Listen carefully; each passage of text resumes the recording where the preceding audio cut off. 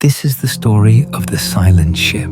I spent most of my 20s on the Mississippi River, working the long, grinding shifts as a deckhand.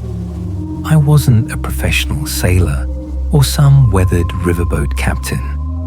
I was just a mechanic on those giant, sluggish cargo barges, pushing my way from Baton Rouge up to Vicksburg. It was a thankless job, but it offered a kind of bone-deep peace I couldn't find anywhere else. Working the graveyard shift meant I was mostly alone, with only the rhythmic thrum of the engine for company. The local river folk, especially the old fishermen who lived along the lower stretches, would spin tall tales about the river. They spoke of gargantuan gators that could swallow a bow whole, the restless spirits of Civil War soldiers, and most often, a phantom steamboat. They swore this spectral vessel would appear on nights of thick fog, its silent passage punctuated by the desperate screams of women and children. I always laughed it off, chalking it up to whiskey-fueled campfire stories or the products of a lonely imagination. I was wrong. It was a night in late October, when the fog began to creep over the river like a living thing. We were pushing north, and my heavy barge sliced through the opaque white blanket. The air grew damp and cold, a clinging chill that settled deep in my bones. Everything on the river went silent, too silent. The usual sounds of the water lapping against the hull, the distant hum of other vessels, even the chirping of insects from the shore.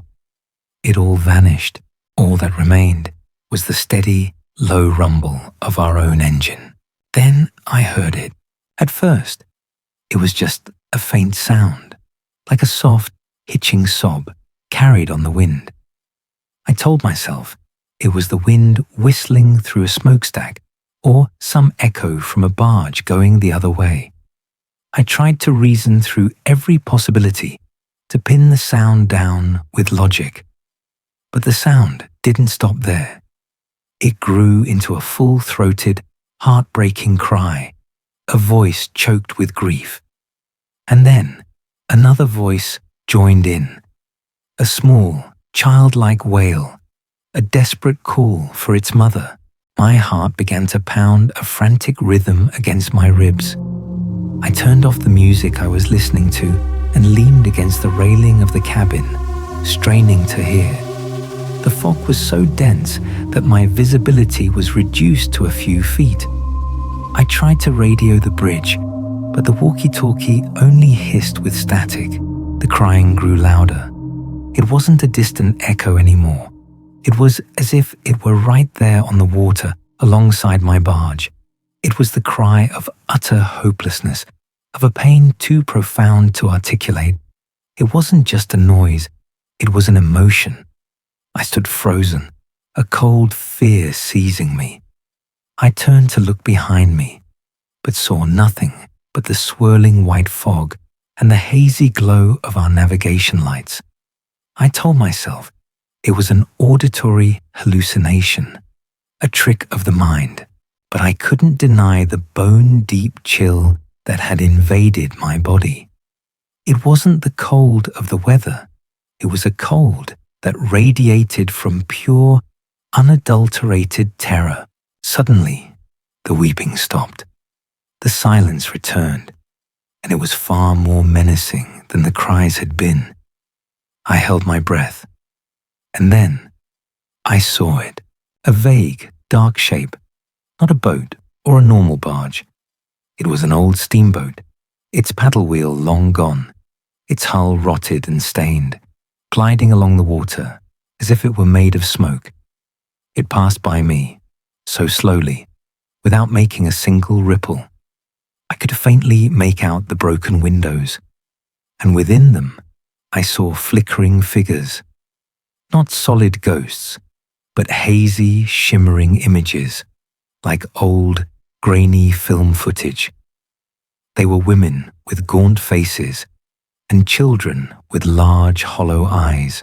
I could feel their terror, their anguish, and then the screaming started. It was no longer weeping or crying. It was a shriek, a gut-wrenching, soul-shattering howl of absolute horror.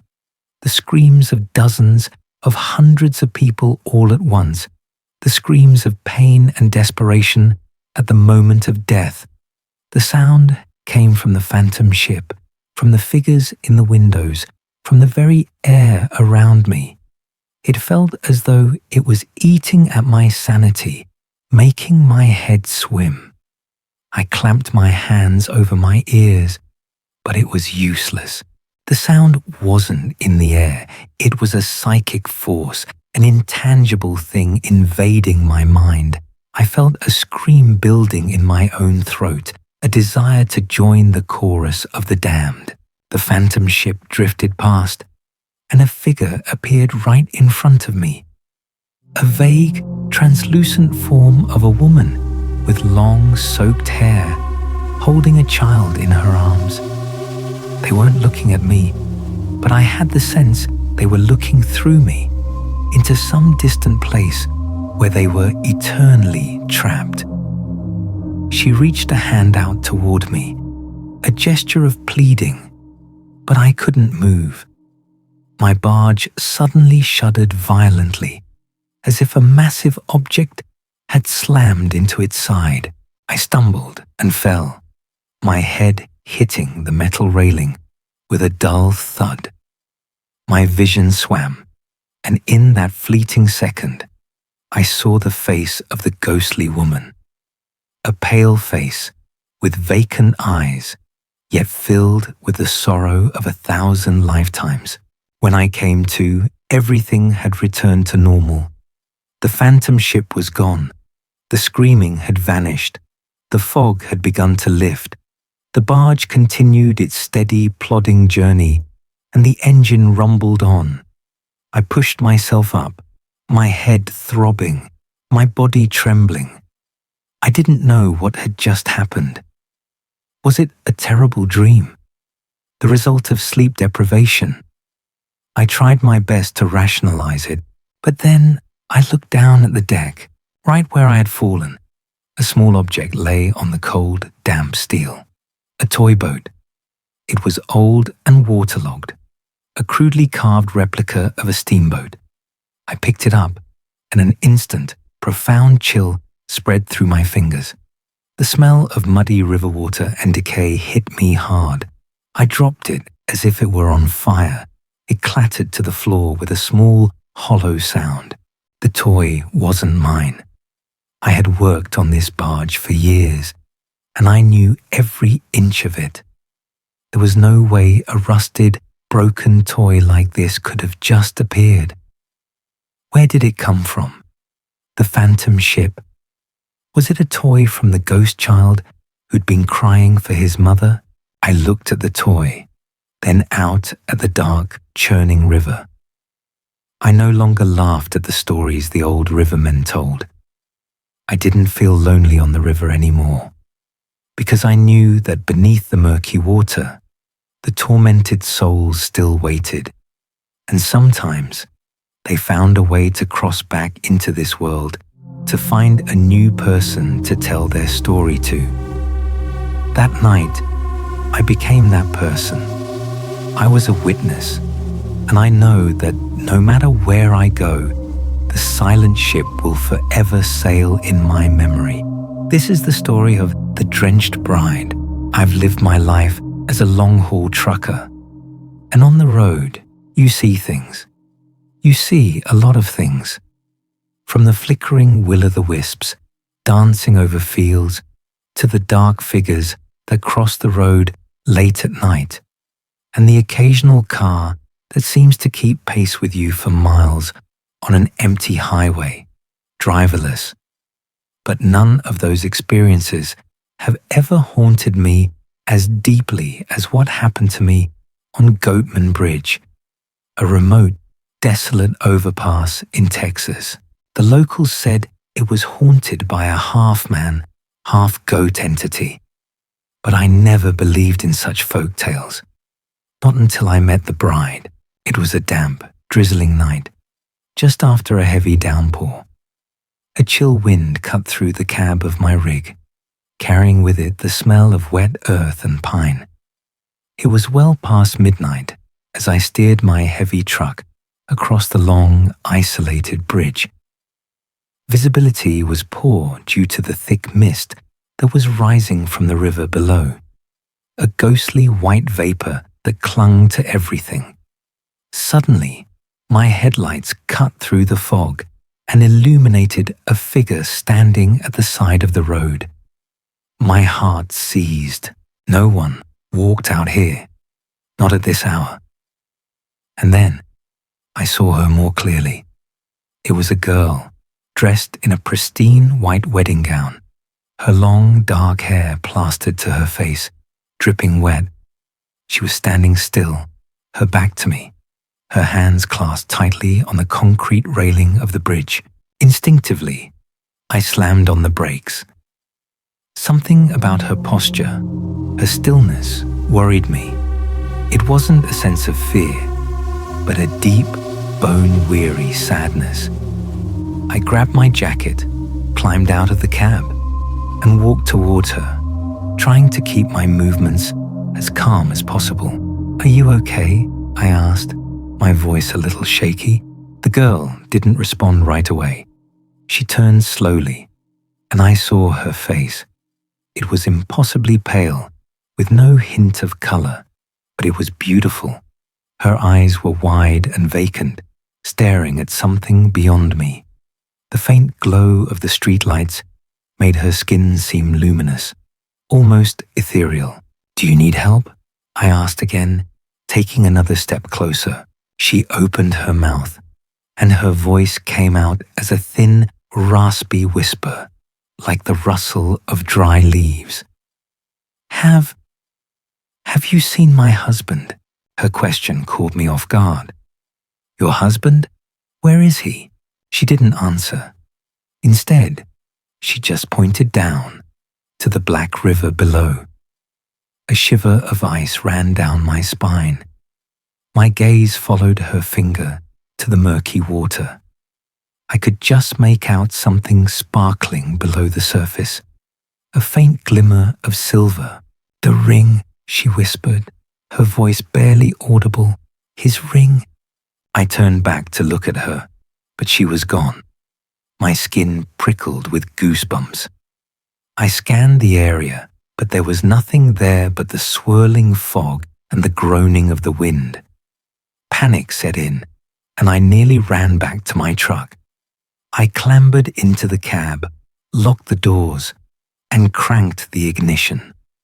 I sped away, not daring to look in my rearview mirror. I could feel a cold, damp presence right behind me. The encounter haunted me for days. I couldn't sleep. Her pale face, her vacant eyes, and her chilling question played on a loop in my mind. I felt a strange sense of guilt. I had left her there. A few days later, I found myself driving back to Goatman Bridge. I don't know why. Maybe I needed to find out the truth. Or maybe I just needed to exorcise the image from my mind. I parked in a safe spot and walked back to the center of the bridge. I found a good vantage point and leaned over the railing, staring into the river below. The water was fast moving and muddy, and I couldn't see anything. I found a local man fishing by the riverbank and asked him about the story of a bride. He nodded sadly. "You saw her too, didn't you?" he said. "She's the bride of the river." He told me an old story. Back in the 1930s, a young couple had a car accident on that very bridge. Their car veered off the road and plunged into the river below. The groom survived, but the bride drowned. Her body never recovered. The groom was driven mad by the tragedy. The man said he came to the river every night, searching for her wedding ring. He lived the rest of his life as a broken man and died near the river where his bride had vanished. The old man said the bride's spirit still wanders the bridge, looking for her lost love. He believed she was trapped between two worlds, unable to move on until she found her deceased husband. Hearing the story, a chill I couldn't explain settled over me. I hadn't just seen a ghost. I had witnessed a tragedy. I had felt the profound sadness and despair of a soul that had been waiting for almost a century. I returned to my truck, feeling heavy. I couldn't shake her vacant eyes, her pale face, and her heartbreaking question. I thought to myself, maybe the legend of the goat man was just a cover for something far more sinister. A truth about the human tragedies that had happened on that bridge. A few weeks later, while I was driving on a different highway, hundreds of miles away from Goatman Bridge, I heard a knock from the back of my cab. I glanced in the rearview mirror, but there was no one there. I figured it was just the cargo shifting. But then the knock came again. This time, it was harder, more desperate, like a frantic plea. I didn't dare look back. I just felt a chill in the air behind me. I wasn't sure, but I thought I heard a thin, raspy whisper of a woman's voice. "Have you seen my husband?" From that day on, every time I cross a bridge at night, I get a shiver down my spine.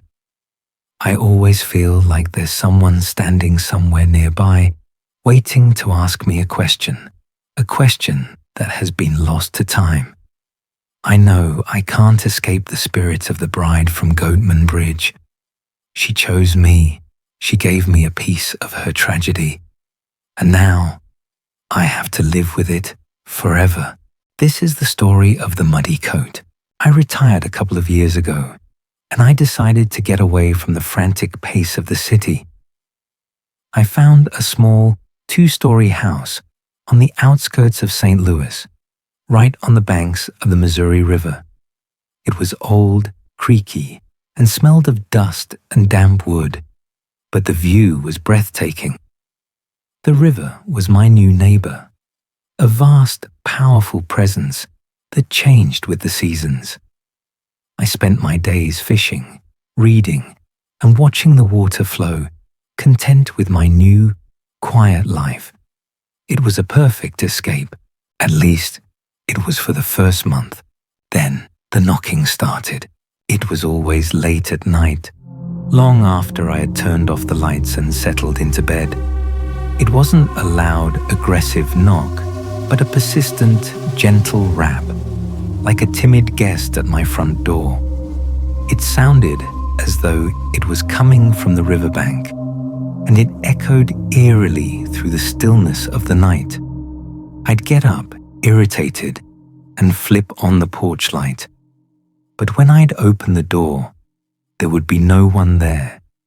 Not a soul, just the rustling of the leaves and the gentle lapping of the river against the shore.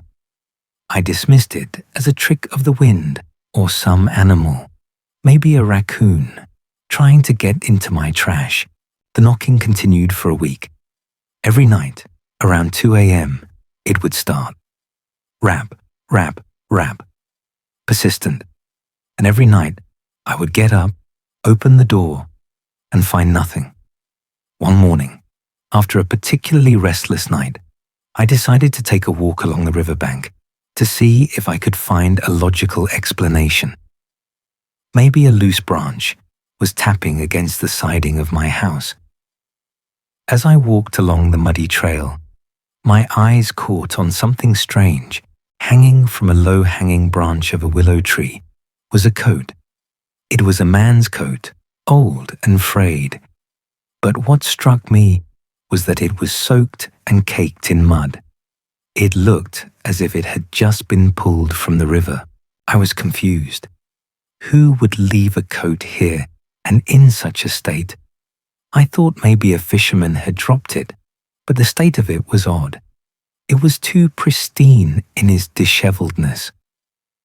I took a photo of it on my phone and decided to ask around town. The old-timers in the local diner just shrugged. "The river takes what it wants," one man said, before turning back to his coffee.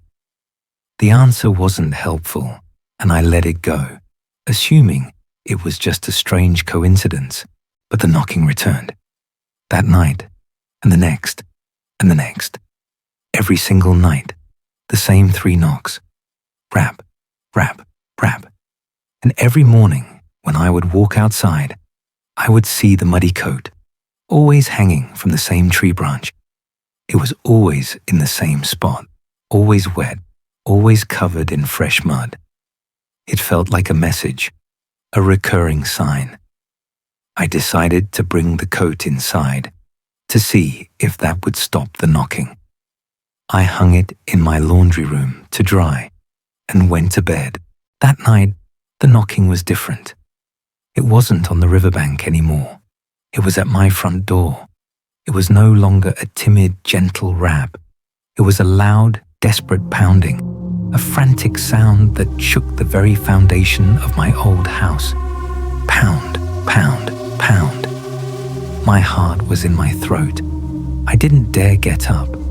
I just lay in bed, listening to the relentless pounding until it finally stopped. When the sun came up, I crept out of bed and looked out the window. Nothing. The porch was empty, but when I went to the laundry room to check on the coat, it was gone. The hanger was empty.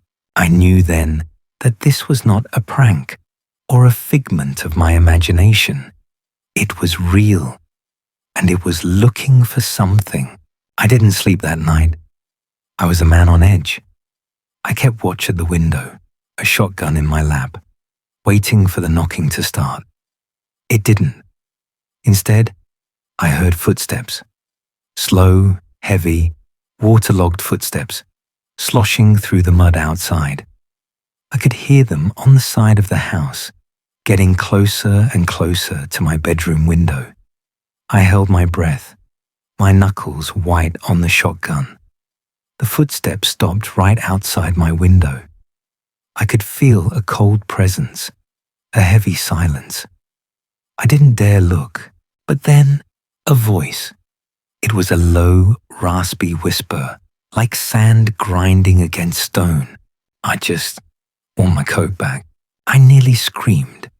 The voice was filled with a deep, infinite sadness.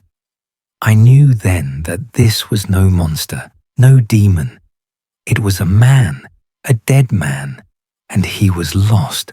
I stayed still, not moving a muscle, until the silence returned. The footsteps faded, and I was left alone with my thoughts. I spent the next day at the public library, poring through old newspapers and historical records of the area. I knew what I was looking for. I found it in the archives of a local paper from 1898, a small, one-paragraph story about a steamboat worker who had gone missing.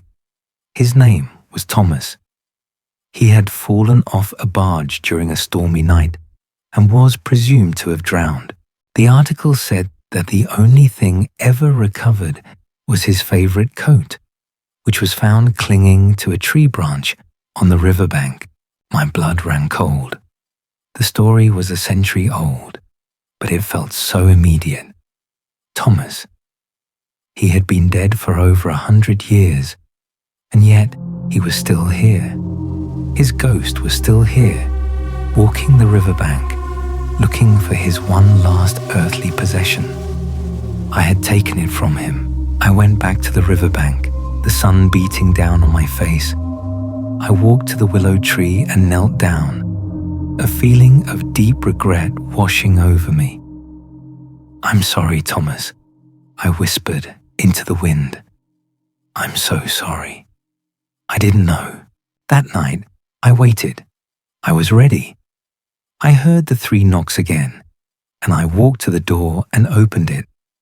No one was there, but a gust of wind blew past me, and I felt a faint, fleeting sense of relief, of gratitude. I went to bed, and I slept soundly for the first time in weeks. I thought the haunting was over. It wasn't. The knocking stopped, but every morning a new phenomenon began. I would wake up and walk outside, and I would find a small pile of damp, muddy earth on my porch. Not a lot, just a small handful. It was a silent, daily reminder. He had found his coat, but he was still there, a ghost tied to the muddy river, and now, to my house. He wasn't a threat, but a constant presence, a silent visitor. I sometimes still hear a faint whisper carried on the wind, a voice filled with a deep, unending sorrow. I'm still here, and I know he is. The river is our shared home now, and I am his only living company.